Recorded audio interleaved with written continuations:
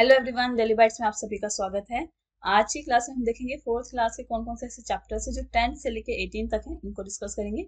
इनमें से कौन से चैप्टर्स इंपॉर्टेंट है, किस चैप्टर से क्या आ सकता है, किस तरह के क्वेश्चंस आते हैं, इन सब के बारे में आज हम डिस्कस करेंगे। तो चैप्टर 10 से स्टार्ट करते हैं। चैप्टर 10 है हुतुतु हुतुतु।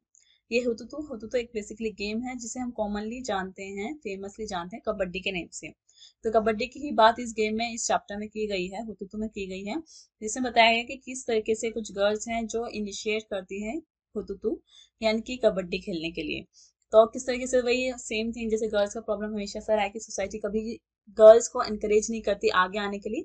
तो इसमें बताया गया कि किस तरीके से जो गर्ल्स हैं उनको एनकरेज किया गया, उनके मैटरनल अंकल ने उनको एनकरेज किया कि वो किस तरीके से हुतुतु यानी कबड्डी का गेम खेल सकते हैं और किस तरीके से आज वो एक अच्छे मुकाम पे पहुंच गई है, उसके बारे में इस चैप्टर में बताया गया है।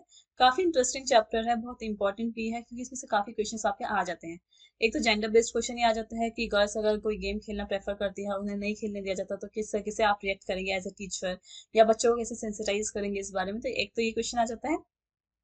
इसी तरीके से क्वेश्चन आ जाता है टीचर्स नोट से। ये जो टीचर्स नोट है या फिर फॉर द टीचर है, ये भी काफी इंपॉर्टेंट है। हर चैप्टर में मैं आपको बताती रही हूँ कि आपको किस तरीके से इन्हें प्रिपेयर करना है। किसी भी चैप्टर का टीचर्स नोट मत छोड़िएगा। जैसे इसमें क्वेश्चन में कहा गया है कि हम कोई भी गेम यूज करके बच्चों का अटेंशन इस तरफ ला सकते हैं कि क्यों हमारी लाइफ में रूल्स जरूरी हैं। तो गेम्स के जरिए बच्चा ये चीज समझ सकता है, क्योंकि गेम्स में रूल्स होते हैं, गेम्स में रूल्स फॉलो ना किए जाए तो क्या होगा। तो एक एक पॉइंट इंपॉर्टेंट है, इसके बेस पे क्वेश्चन आ जाता है कि रूल्स के बारे में पढ़ाने के लिए आप किस तरीके से बच्चों को एनकरेज करेंगे, या इस तरीके से क्वेश्चन आपका पेपर में आ जाता है। इसी तरीके से एक क्वेश्चन इसका इस तरीके से भी आता है कि किस तरीके से आप बच्चों को जेंडर बेस्ड, कास्ट बेस्ड या क्लास बेस्ड जो डिस्क्रिमिनेशन होता है उसके बारे में बच्चों से एक्सपीरियंस लेंगे या बच्चों को सेंसिटाइज करेंगे, अवेयर करेंगे। तो इसके लिए आप क्या कर सकते हैं एज अ टीचर। तो एक ही क्वेश्चन इसमें से आ जाता है। काफी क्वेश्चंस इसमें से आ जाते हैं। आते वो क्वेश्चंस है जो थोड़े एनालिटिकल क्वेश्चंस होते हैं, या जेंडर सेंसिटाइज्ड क्वेश्चंस जो होते हैं वो जनरली इस क्वेश्चंस में, इस तरह के चैप्टर्स में से पूछे जाते हैं। इसी तरीके से एक ये वाला बॉक्स काफी इंपॉर्टेंट है।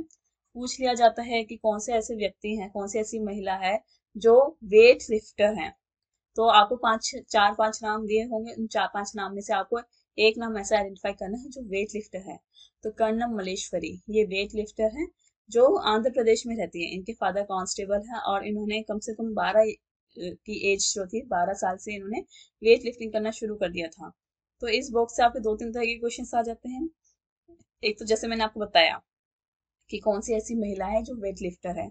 एक आ जाता है कर्णम मलेश्वरी के बारे में कौन सा स्टेटमेंट ट्रू है।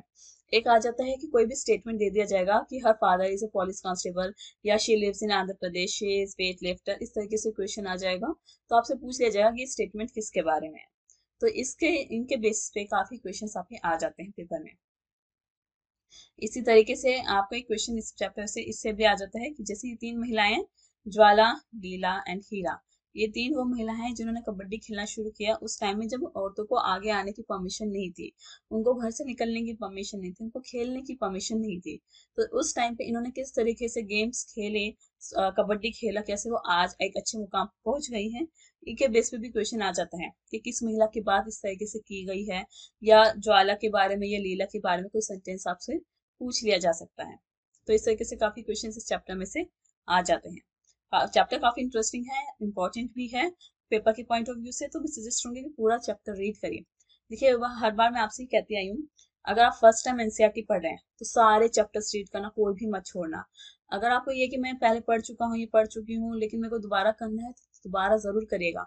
और जो चैप्टर इंपॉर्टेंट है उनमें से भले ही मैंने आपको वो स्टेटमेंट मार्क करा है जो इंपॉर्टेंट स्टेटमेंट से पैसेजेस हैं, स्टिल आप सारे चैप्टर्स को, पूरे चैप्टर को कंप्लीटली गो थ्रू करिएगा, क्योंकि हो सकता है कि उसमें से कहीं से भी आपका सेंटेंस, किसी भी सेंटेंस से क्वेश्चन आ जाए। इसलिए सारे चैप्टर्स आपको गो थ्रू करने की जरूरत है। ओके, तो नेक्स्ट चैप्टर देखते हैं। नेक्स्ट चैप्टर क्या है? नेक्स्ट चैप्टर है chapter 11, value of flowers. Again same thing, काफी इंटरेस्टिंग चैप्टर है। तो वैल्यू ऑफ फ्लावर्स कहाँ पर है? उत्तराखंड में वैल्यू ऑफ फ्लावर्स आपको मिल जाएगा। तो एक ही क्वेश्चन आपका पेपर में डायरेक्टली पूछा गया है कि किस जगह को वैल्यू ऑफ फ्लावर्स कहते हैं। तो उत्तराखंड को वैल्यू ऑफ फ्लावर्स के नाम से जाना जाता है। एक क्वेश्चन आपका इस तरीके से भी आ जाता है कि आप किस फ्लावर का यूज किस पर्पज से करते हैं। अगर आपको यह कहा जाए कि किस फ्लावर का यूज होता है खाना बनाने में या फिर रंगोली में, तो इस तरीके से क्वेश्चन आपके आ जाते हैं। इसी तरीके से एक ये पैसेज, ये बॉक्स काफी इंपॉर्टेंट है। यह मधुबनी पेंटिंग के बारे में। तो मधुबनी पेंटिंग का क्वेश्चन आपका डेफिनेटली पेपर में आ जाता है। कहाँ पे है मधुबनी पेंटिंग, कहाँ, किस डिस्ट्रिक्ट से, किस स्टेट से बिलोंग करती है? तो बिहार से ये बिलोंग करती है। क्वेश्चन आ जाता है मधुबनी पेंटिंग को हम कब बनाते हैं? फेस्टिवल या हैप्पी ओकेजन से बनाते हैं। किस तरीके से बनाया जाता है? पाउडर्ड राइस को यूज किया जाता है मधुबनी पेंटिंग को बनाने के लिए, और इसमें जो कलर्स यूज होते हैं वो सारे ऑर्गेनिक कलर्स होते हैं, नील, हल्दी और फ्लावर्स और ट्रीज के ही लीव्स, बार्क्स को यूज करके कलर्स बनाए जाते हैं। किस तरीके के फीचर्स होते हैं इस पेंटिंग में? Human beings, animals, trees, flower, birds, basically उन चीजों को इसमें ड्रॉ किया जाता है जो लिविंग ऑर्गेनिजम्स होते हैं।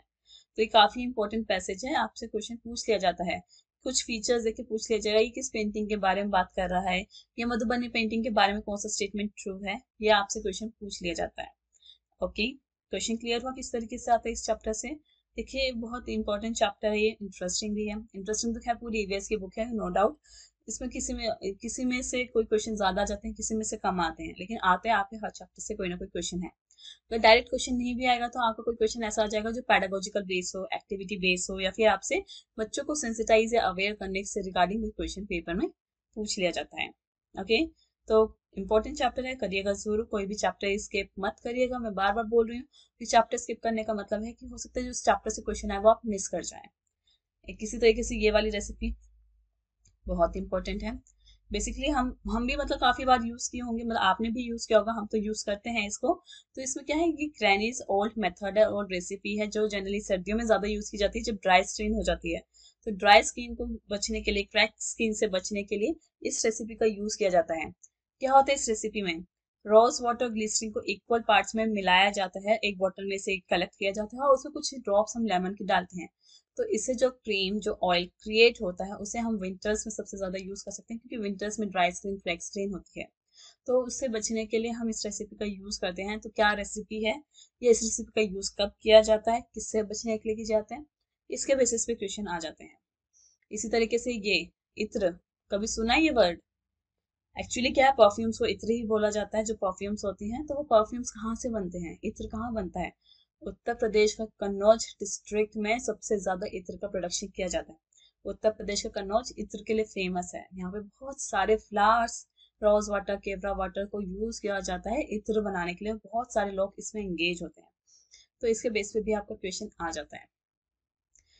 देखिए जो इस तरह के बॉक्सेस हैं, जो हाईलाइटेड बॉक्सेस है, ये तो सारे इंपॉर्टेंट है। आपने नोटिस भी किया होगा, जितने चैप्टर्स मैंने आपको मार्क करवाए, तो हर चैप्टर में आपको इस तरह के जो बॉक्स मिले हैं, हर बॉक्स में मैंने आपको कुछ ना कुछ मार्क करवाया है। तो ये चैप्टर्स के जितने भी बॉक्सेस है, ये हाईलाइटेड बॉक्सेस तो सबसे ज्यादा इंपॉर्टेंट है, इन्हें करना बिल्कुल भी मत भूलिएगा, बिल्कुल भी मत छोड़िएगा। चैप्टर्स वैसे आपको मैं हर बार बोलती आई हूँ कि डिटेल में पढ़िए, सारा कंप्लीट पढ़िए। तो ये चैप्टर बहुत इंटरेस्टिंग, बहुत शॉर्ट है। अगर ज्यादा नहीं तो 2 या 3 चैप्टर एक दिन के लिए पढ़ लीजिए, वो भी सफिशिएंट रहेंगे। ओके, साथ ही साथ नोट्स जरूर बनाते चलना। नोट्स इन द सेंस, जैसे मैंने आपको बोला था ना कि साइंटिस्ट का नोट बनाना, ट्रीज का नोट बनाना, इस तरीके से अगर आपको कोई ऐसा टॉपिक मिल जाता है जो कॉमन है, तो उसके बीच, जैसे अभी हमने कन्नम मल्लेश्वरी का किया, ऐसे एक चार्ट आप बना लें लेडीज का, कि हम फेमस लेडीज के बारे में पढ़ेंगे। जैसे सुनीता विलियम के बारे में हमने पढ़ा, अभी कन्नम मल्लेश्वरी के बारे में पढ़ा, अभी हमने पढ़ा हीरा के बारे में, ज्वाला के बारे में, लीला के बारे में। तो इनके बारे में हम जैसे पढ़ते जा रहे हैं, तो इनके नोट्स भी आप बनाते चलिए, ताकि एग्जाम के टाइम पे आपको बुक ना पलटनी पड़े। आप वही पेज निकालें, उसमें आपने सारे पॉइंटर्स लिखे हुए हैं, उन्हीं को यूज करके याद करके रिवाइज करके आप पेपर देने जा सकते हैं। तो इस तरीके से जो कॉमन टॉपिक है जो आपको हर जगह मिलेंगे, जैसे कि एक फूड है, फूड का भी मैं आपको हाईलाइट करवाऊंगी। 3rd क्लास में चैप्टर है फूड का, तो फूड का भी आप एक लिस्ट बना सकते हैं। जैसे कि हमने ओमनास जर्नी किया था, तो उसमें भी डिशेस का काफी आया था, ट्रेवल का आया था, उसकी लिस्ट मैंने आपको पहले ही बोली थी बनाने को। तो इस तरीके से लिस्ट बनाते चलेंगे ना, तो आपको 5-6 पेजेस की लिस्ट बनेगी, और उन 5-6 पेजेस में आपको पूरा एनसीईआरटी सिमट जाएगा। तो इस तरीके से चैप्टर्स के नोट्स या किस तरीके से लिस्ट बनाने, इस तरीके से आप बना सकते हैं। Okay, chapter 12, changing time. To be honest ये ज्यादा इंपॉर्टेंट नहीं है, इसका एक भी क्वेश्चन मैंने पेपर में नहीं देखा है, लेकिन हाँ इसके भी टीचर्स नोट जरूर करते चलना, क्योंकि टीचर्स नोट में हमको कहीं से भी क्वेश्चन देखने को मिल सकता है। चैप्टर एक बार रीड जरूर कर लेना, क्योंकि इंटरेस्टिंग चैप्टर है। पता चलेगा किस तरीके से पहले घर बनते थे, अब बनने लगे हैं, और किस तरीके से आगे के टाइम में घर बनते थे। जैसे कि एक इसमें क्वेश्चन है, पॉइंट है, नीम एंड कीकर का यूज किया जाता है फ्रेम वगैरह बनाने के लिए, वो जो खिड़कियां होती है उसको बनाने के लिए, ताकि उसमें टर्माइट्स ना लगे। तो एक के क्वेश्चन आया था कि अगर हम टर्माइट से अपने विंडोज को, डोर्स को बचाना चाहते हैं, तो किसकी ट्रीज की लीव्स ज्यादा बेस्ट रहेगी? नीम और कीकर की ट्रीज की लीव्स ज्यादा बेस्ट रहेगी, इसके बाद जो टहनी होती है सबसे ज्यादा सही रहेगा, क्योंकि इसमें टर्माइट्स नहीं लगते हैं। तो इस तरीके से चैप्टर के बेसिस में बीच बीच में क्वेश्चंस दिए गए हैं। ये क्वेश्चंस जो पॉइंटर्स दिए गए हैं बहुत इंपॉर्टेंट है, इनके बेस पे भी क्वेश्चन आ जाता है। जैसे कि क्वेश्चन सोना विलेज हरियाणा में है, एक ये क्वेश्चन आया था कि कौन सा एक किसी एक पर्टिकुलर विलेज का नेम उन्होंने दिया था, पूछा था कि वो कहाँ पर है। तो इस तरीके से क्वेश्चन आपका पेपर में आ जाता है। तो मतलब ये क्वेश्चन जो रिपीट नहीं है, जैसे पिछले चैप्टर्स जो मैंने बताए हैं जिसमें मैंने मोस्ट इंपोर्टेंट क्या मार्क करवाया, वो रिपीटेड है, हर दूसरे तीसरे पेपर में मिल जाएगा। ये क्वेश्चन ऐसे हैं जो आए हुए हैं लेकिन रिपीटेड नहीं है, एक या दो बार आके रह गए हैं। इसलिए मैं कह रही हूँ कि इन क्वेश्चंस को भी जरूर करना, क्योंकि इनके बेस पे क्वेश्चन कहीं से भी आ सकता है। चैप्टर में छुड़वा नहीं रही हूँ, लेकिन मैं ये कह रही हूँ कि इसे एक बार रीड जरूर कर लेना। ओके, क्योंकि इनमें से हो सकता है कि किसी भी पॉइंट से किसी भी स्टेटमेंट से उठ के क्वेश्चन आ जाए। जैसे अभी मैंने आपको नेम एंड किकर का हाईलाइट करवाया, वो एक बहुत पुराने पेपर में क्वेश्चन आया हुआ है, तो हो सकता है इस तरीके से कोई क्वेश्चन आपका रिपीट कर जाए। आया हुआ है क्वेश्चन, ऐसा नहीं कि नहीं आया, लेकिन बहुत कम आया हुआ है। तो किस तरीके से क्वेश्चन आएगा करना है वो आप पे डिपेंड करता है कि चैप्टर पढ़ना या नहीं पढ़ना। लेकिन क्वेश्चन आएगा नहीं आएगा वो डिपेंड कर जाता है, लेकिन आप अपनी तरफ से प्रिपरेशन पूरी करके चलना, क्योंकि किसी भी क्वेश्चन को हम नहीं स्किप करेंगे, क्योंकि सारे एनसीईआरटी के क्वेश्चन हैं। एनसीईआरटी के क्वेश्चन डायरेक्टली आपके पेपर में पूछे जाते हैं। ओके, इसी तरीके से चैप्टर 13 रिवर्स टेल, ये चैप्टर काफी इंटरेस्टिंग है। मतलब ये बताया गया कि जैसे पहाड़ों से पानी निकलता है बिल्कुल साफ होता है, लेकिन शहर तक आते आते गंदा हो जाता है। क्या क्या चीजें इसमें मिक्स होती है, कितना गंदा हो जाता है ये पानी, किस रीजन से हो जाता है, ये पूरा का पूरा डिटेल यहाँ पे दिया गया है इस चैप्टर में। जो क्वेश्चन आपका आएगा वो पैडागोजिकल बेस आएगा। लाइक बच्चों को वाटर सेव के बारे में बताना क्यों जरूरी है, सेव वाटर के बारे में, वाटर को हम किस तरीके से यूज करें, उसे बचा के रखे, प्रिजर्व करने की जरूरत क्यों पड़ जाती है आजकल, और क्यों आजकल हम जो पानी को यूज कर रहे हैं, पानी देख रहे हैं वो गंदा होता जा रहा है। इस चीज के बारे में बच्चों को कैसे सेंसिटाइज कर सकते हैं, अवेयर कर सकते हैं, इस तरीके से इसमें क्वेश्चन आ जाता है। ओके, चैप्टर को पढ़िएगा जरूर, क्योंकि इसमें एक एक्टिविटी दी गई है कि एक 5 से 6 गिलास आपने लिए हैं, उसमें अलग अलग चीजें आपने मिक्स करवाई हैं, और उसमें बच्चों से पूछा गया कि कौन सी मिक्स हो रही है कौन सी नहीं हो रही है। इस तरीके से क्वेश्चन आया हुआ है पेपर में कि इस एक्टिविटी का क्या फायदा है, क्या बच्चे इस एक्टिविटी से सीखेंगे, किस तरीके से सीखेंगे, किस तरीके से बच्चों में अवेयरनेस क्रिएट होगी पानी को बचाने की। तो इस तरीके से क्वेश्चन आपका आ जाता है। आएगा पेडागोजिकल बेस, डायरेक्ट क्वेश्चन आने का थोड़ा चांस कम है, लेकिन क्वेश्चन जो आएगा आपका उसको समझ बनाने के लिए चैप्टर पढ़ना जरूरी है। ओके, नेक्स्ट चैप्टर वसवास फार्म। वसवास फार्म काफी इंटरेस्टिंग है। इसमें एक तो क्वेश्चन आपका ये आ जाता है पूरा प्रोसेस कि किस तरीके से क्रॉपिंग होती है।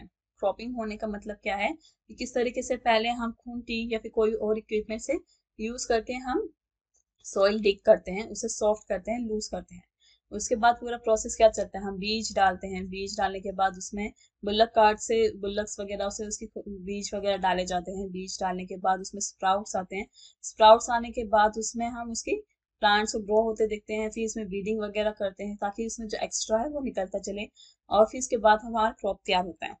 ये तो मैंने आपको मेन पॉइंटर्स बताए हैं, इसे डिटेल में पढ़ेंगे तो आपको बीच बीच में से कुछ ना कुछ पॉइंट मिल जाएगा कि कब पानी देना चाहिए, कितने टाइम पे पानी देना चाहिए, कब कब उसके पेस्टिसाइड करना चाहिए, कब उसपे वीडिंग करनी चाहिए। इस तरीके से भी उसमें बीच बीच में पॉइंट्स आए हुए हैं, और वो प्रोसेस में डाल दिया जाता है। तो प्रोसेस बेस्ड क्वेश्चन इस चैप्टर से आने के चांसेस रहते हैं, क्योंकि एक दो बार क्वेश्चन प्रोसेस बेस्ड आया हुआ है। तो जैसे ये चीज जो मैं अभी आपको बताई थी, इसका क्वेश्चन आपको पेपर में पूछा गया है। तो जरूर करिएगा ये पूरा चैप्टर, क्योंकि इसके पढ़ते पढ़ते ही आपको प्रोसेस पता चलेगा। ओके, इसी तरीके से चैप्टर 15 है। चैप्टर 15 है from market to home. Market to home भी काफी इंटरेस्टिंग है। इसमें बताया गया कि किस तरीके से जो वेजिटेबल सेलर होते हैं वो 3 बजे 4 बजे उठ के सब्जियां लाते हैं और 7 बजे में मंडी में लगा भी देते हैं। तो इस चैप्टर के बेस पे जो आपका क्वेश्चन आएगा वो यही आएगा कि किस तरीके से बच्चे जो हैं वो पेरेंट्स के साथ मिलकर मेहनत करते हैं, स्पेशली इन लोगों के जो फ्रूट सेलर होते हैं, वेजिटेबल सेलर होते हैं, ताकि इनकी लाइवलीहुड अच्छे से चल सके। तो इस बारे में आपका क्या कहना है, किस तरीके से आप बच्चों को सेंसिटाइज कर सकते हैं, इस तरीके से क्वेश्चन आ जाता है। बाकी इसमें कोई आपका कंटेंट बेस्ड क्वेश्चन नहीं आता है, या फिर कोई ऐसा क्वेश्चन जो आपको चैप्टर्स के बीच में से है, वैसा कोई क्वेश्चन नहीं आता है। ओके, बाकी अगर कोई क्वेश्चन आपका आएगा तो वो यही आएगा कि आप बच्चे को ये एक्टिविटी क्यों करवा रहे, कैसे करवा रहे हैं, या क्या इसमें हम बच्चों को सिखा सकते हैं। तो एक बार पढ़ लेना है चैप्टर, 5 मिनट हार्डली लगेंगे, तो आपको भी थोड़ा आइडिया मिल जाएगा चैप्टर में क्या दिया गया है। Okay, next chapter busy month, most important chapter. Most important क्यों कह रही हूँ कि ये चैप्टर ऐसा है जिसके हर एक स्टेटमेंट से क्वेश्चन आने के चांसेस हैं। ठीक है, सबसे पहली चीज आपसे पूछा जाएगा गिजुबाई बड़ेका कहाँ रहते थे, कौन थे, या ये चैप्टर किसने लिखा, इस तरीके से क्वेश्चन आपका आ जाता है। बाकी इसमें जितने भी बर्ड्स हैं इसकी पूरी लिस्ट तैयार करना। लिस्ट तैयार करने का मतलब है कि बर्ड लिखना, बर्ड की क्या स्पेशलिटी लिखते चलना, किसके बेस पे आपका 100% क्वेश्चन आने के चांसेस हैं। हर पेपर में क्वेश्चन रिपीट हो जाता है कोई ना कोई साइज का, तो कोई भी पॉइंट, कोई भी वर्ड, कोई भी स्टेटमेंट मिस मत करना। हर एक स्टेटमेंट से इसमें क्वेश्चन आ जाता है। ओके, जैसे मैं आपको कुछ एग्जांपल्स दिखा देती हूँ, जैसे कि आपको यहाँ पे दिख जाएगा ये, there are many stones along the road side, in the space between them these stones an Indian robin has laid its eggs. तो इंडियन रॉबिन अपने एग्स कहाँ ले करता है, एक क्वेश्चन इस तरीके से आ जाता है। या फिर एक क्वेश्चन यहाँ पर देखिए, ये पॉइंट ये रहा, on the top there were soft twigs, roots, wool, hair and cotton wool. This is how the robin makes its nest. Nest कैसे बनता है रोबिन का, या फिर ये फीचर्स आपको किसके नेस्ट में मिलेंगे, आ जाता है ये क्वेश्चन। काफी काफी रिपीट हुआ है ये क्वेश्चन आपका। इसी तरीके से क्वेश्चन यहाँ पर आपका ये आ जाएगा, crow's nest is made of all kinds of things, even pieces of wire and wood. तो वायर एंड वुड का यूज कौन सा बर्ड करता है, आ जाता है ये क्वेश्चन। इसी तरीके से आपका ये क्वेश्चन आ जाएगा जिसमें पूछा जाएगा कि कोयल बहुत अच्छा गाना गाती है। आपको पता है कि कोयल जो है वो अपने अंडे अपने घोंसले में नहीं देती, कौवे के घोंसले में देती है। ये क्वेश्चन आपको पूछ लिया जाएगा, कौन सा बर्ड है जो क्रो के नेस्ट में अंडा देता है। इसी तरीके से आपको एक क्वेश्चन यहाँ पर आ जाएगा, a sparrow can be found in around our home. कौन सा बर्ड है जो हमारे घर के आसपास मिल जाता है, it makes its nest anywhere, on the top of cupboard, behind the mirror, ledge। ये क्वेश्चन आपका कई बार रिपीट हो जाता है कि कौन सा ऐसा बर्ड है जो घर में हमारे किसी भी कोने में नेस्ट बना सकता है। इसी तरीके से पिजन बनाते हैं, तो आपको ऑप्शंस अकॉर्डिंगली दिए जाएंगे। हो सकता है कि आपको स्पैरो पिजन दोनों दे दें या एक ही दें, तो अकॉर्डिंगली आपको आंसर फाइंड करना होगा। ओके, इसी तरीके से क्वेश्चन आ जाता है, it makes its nest in a hole in a tree trunk, and the tailor bird uses its sharp beak to stitch together two leaves on the bush। ये question आ जाता है आपका कि कौन सा ऐसा बर्ड है जो नेस्ट को बनाने के लिए लीव्स को सिलता है, the tailor bird. Question repeat हो जाता है कई बार, इसलिए कह रही हूँ चैप्टर आपको बहुत इंपॉर्टेंट है। कोई भी स्टेटमेंट आपको मिस नहीं करना, जो बर्ड के बारे में आता चाहे लिखते चलना, क्योंकि इसके बेस पे आपका क्वेश्चन आ जाता है। The sunbird makes a nest that hangs from the branch of a small tree or the bush।